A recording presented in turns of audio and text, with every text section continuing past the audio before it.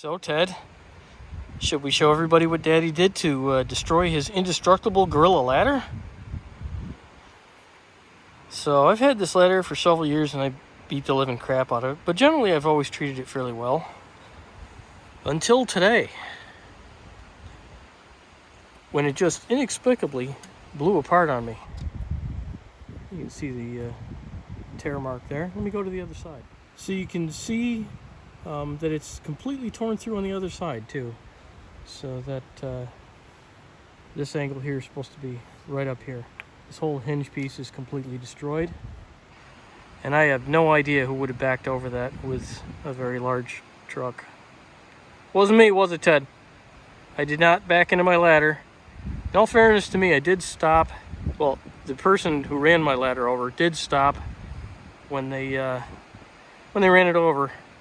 Well, no, it didn't completely run it over. Backed into it. I heard it go tink, and I was like, oh, crud. So now I better go look at the back of the truck I borrowed from my buddy to make sure I didn't wreck anything on his truck. So, as you can clearly see, I've caused some horrible, just irreparable damage to my buddy John's truck. Oh. No, I guess it's fixed. Hey, Penn, how you doing, buddy? You guys come to see the ladder crash damage? It's terrible, isn't it? Hey, Bill. How are you? Yeah, you better run. How are you? Huh? So, the reason why I was up there with the ladder is this side kind of leans out a little bit. So usually when I'm here, I take one of my ratchet straps, put it up and over, and then just tighten it up a little bit just so that it doesn't go directly into the fence. Because you can see it's kind of tight there. And if I come over to the other side, you can see it's kind of tight here too. So I just didn't want everything leaning over on me. So that's a bummer. Didn't mean to wreck my ladder. Yeah, you can smell the aluminum damage, can't you? I could too. The amazing part is these little clutch pieces still work, which surprised me because I figured under that kind of stress, well, this one's just kind of stuck, I think, because it's cold.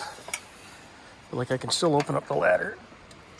Let's see if it'll pop back on its own. No, I guess it's not gonna. It did when I closed it though. So it's probably, I don't know, something must be gummed up. But when I closed it, yeah, they went in. Interesting. So they're going in that one position, but not in the other. So maybe it's because of the angle that this thing's bent at. I don't know. But I think it's actually pretty amazing. Nothing else happened to the ladder. I mean, I would have expected that this would have been bowed in or bent because I had the ladder this way. Well, hold on a second.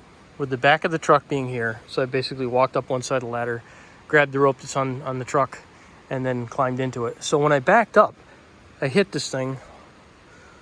I mean, yeah. That is the only damage on this ladder. So you can see where it hit. But honestly, with a truck that heavy, and I wasn't hammering. I mean, I backed up and then I heard the thing before, I obviously didn't feel anything. That truck weighs a few pounds. You're not going to feel much anything with that. But let's take a look at the ground damage. So you can see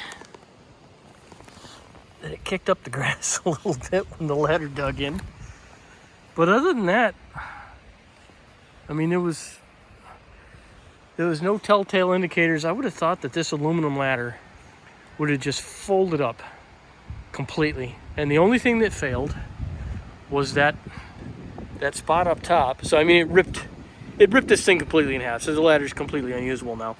But it totally did not fail where I expected it to fail. I expected it to fail in the box tubing because I did not think that this box tubing, because it's not super thick.